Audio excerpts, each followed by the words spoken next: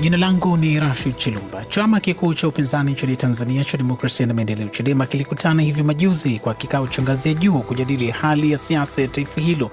Kikao hicho kilitoka na maazimio kadhaa ikiwemo kuhusu ripoti ya tume ya uchunguzi wa maandamano na vurumai ya wakati na baada ya uchaguzi wa mwaka jana na hata kuhusu mchakato wa katiba mpya. Kwenye Kinaga Ubaga leo nimemwalika John Mnyika, katibu mkuu wa Chadema. Ni kwa kiwango gani maazimio ya chama hicho yanaakisi uhalisia na yeye anaamini yanatekelezeka?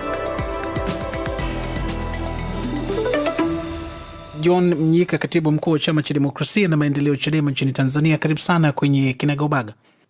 Shukrani sana ndugu mtangazaji, asante sana.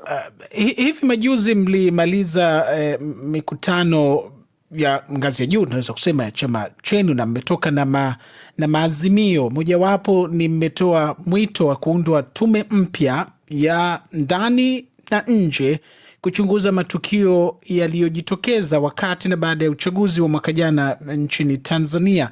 Tafsiri yake ni nini bwana Mnyika, kwamba hamkubaliani na ripoti iliyotolewa hivi karibuni iliyoundwa na Rais wa Tanzania ambayo imetoa pamoja na mambo mengine mapendekezo chungu nzima kuhusiana na matukio yale? Hatukubaliani kabisa na ripoti hiyo, maana inaitwa ripoti lakini kimsingi haikutolewa ripoti. Kilichotolewa kilikuwa tu ni hotuba kuhusu ripoti.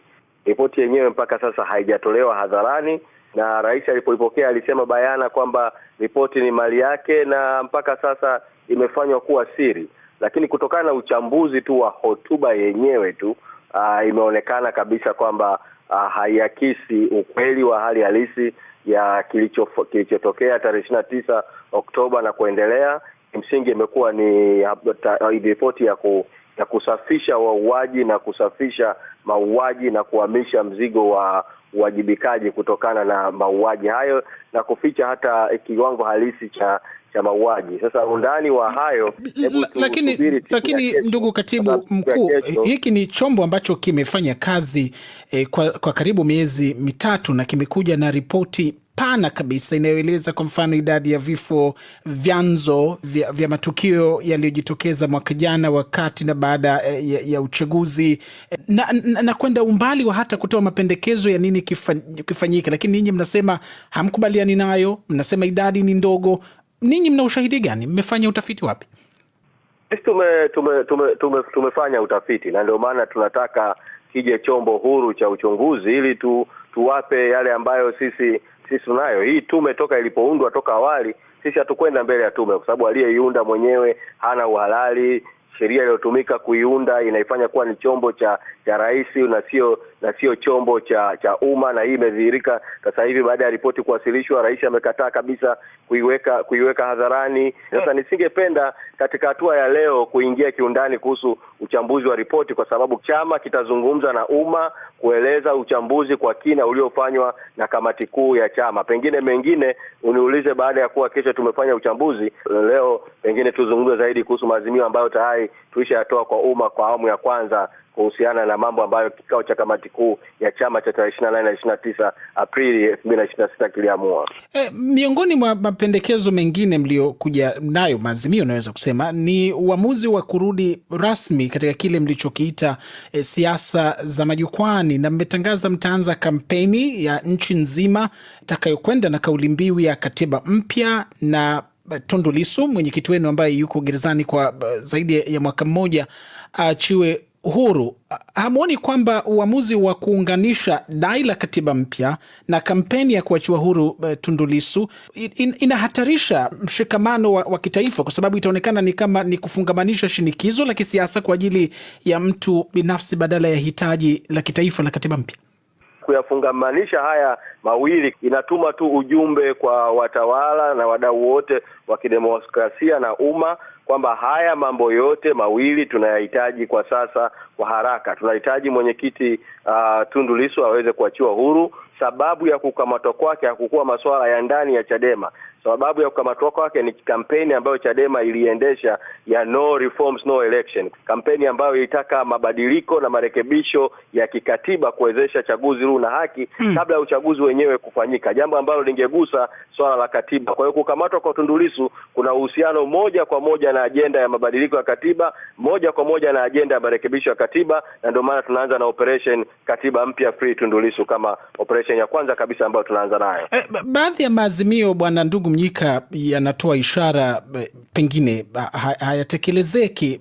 Nitakunukuu ulipozungumza na waandishi wa habari kuhusu maazimio hayo, ulisema Chadema mmeamua kuunda kamati, mnasema kamati itaandaa mswada wa sheria, na kunukuu, kwa niaba ya wananchi, mswada huo utaelekeza namna ya kukwamua mchakato wa katiba, kuendeleza na kukamilisha mchakato huo. Hili mnalitekeleza vipi na hamna mwakilishi hata mmoja kwenye bunge la Tanzania ambalo ndio chombo cha kutunga sheria? Kwanza ieleweke kwamba watawala haramu dhalimu kwa upande wao wametoa mapendekezo ya namna ya kukwamua mchakato wa katiba.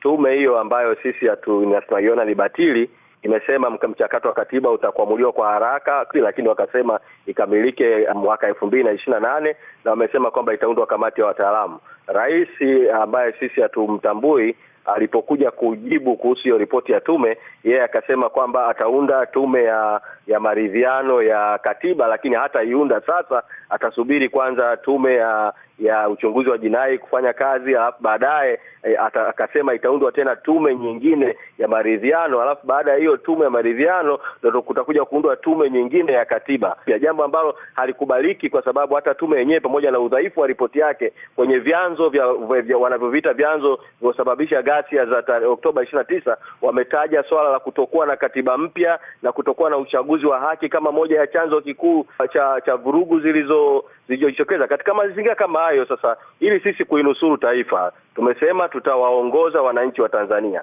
kuja na mapendekezo kupitia muswada wa namna mchakato wa katiba unavyoweza kukwamuliwa, unavyoweza kuendelezwa na unavyoweza kukamilishwa. Mvute subira, tubalize kazi, tuje na mapendekezo, ndio mtajua kama mapendekezo hayatekelezeke au hayatekelezeke. Mimi nimekuwa mbunge miaka 10, nimekuwa kwenye bunge maalum la katiba, naelewa utaratibu wa utungaji sheria, lakini kunapotokea mizozo mikubwa kama hii ya kisiasa, ya mizozo iliyosababisha umwagaji damu, pamoja bwana Mnyika, pamoja na uzoefu wako, nakubaliana na wewe, pamoja na uzoefu wako bungeni, lakini unafahamu namna miswada inavyowasilishwa kwenye bunge la Tanzania, ni ama kutoka serikalini au kutoka kwa wabunge. Hamna mbunge hata mmoja bungeni. Labda nikupe mfano moja kwa moja. Hatuhitaji kuwa na mbunge bungeni kuweza kufanya muswada. Kama tunahitaji muswada upite uweze kupita, kuna njia mbili. Kuna njia ya kuendelea na shinikizo tulionalo hivi sasa la kutaka uchaguzi urudiwe upya, na tumeshasema kwamba tunataka jamii ya kimataifa iingilie kati ili kuhakikisha kwamba kunakuwa na hatua za kimataifa na kitaifa. Kwa kuna njia nyingi za kufanya. Njia ya kwanza ni kurudiwa kwa uchaguzi. Njia ya kurudiwa kwa uchaguzi, kuna njia nyingine ambazo zinaweza kutumika. Ni vyema umma ukavuta subira, hatua kwa hatua tutaongoza wa Tanzania. Tunajua tunachokifanya na tunajua kama kinatekelezeka. Utawala wa Rais Samia Suluhu Hassan umeanza kuzungumza juu ya swala la maridhiano, lakini inaripotiwa kwa kamati kuu ya chama chenu iligoma kabisa kujadili swala la maridhiano na serikali, na badala yake inaonyesha mmechagua njia ya mapambano. Je, ni kweli kwamba Chadema mmefunga kabisa milango ya mazungumzo na serikali ya Rais Samia? Kwanza kuna tofauti kati ya mazungumzo na maridhiano. Maridhiano ni matokeo ya mazungumzo kama mkikubaliana jambo fulani. Kwa Kiingereza inaitwa reconciliation. Kwa hiyo huwezi kuzungumza kuhusu reconciliation. Unazungumza kama unataka kuzungumza, unazungumza kuhusu majadiliano au mazungumzo kwa maana ya dialogue au negotiation.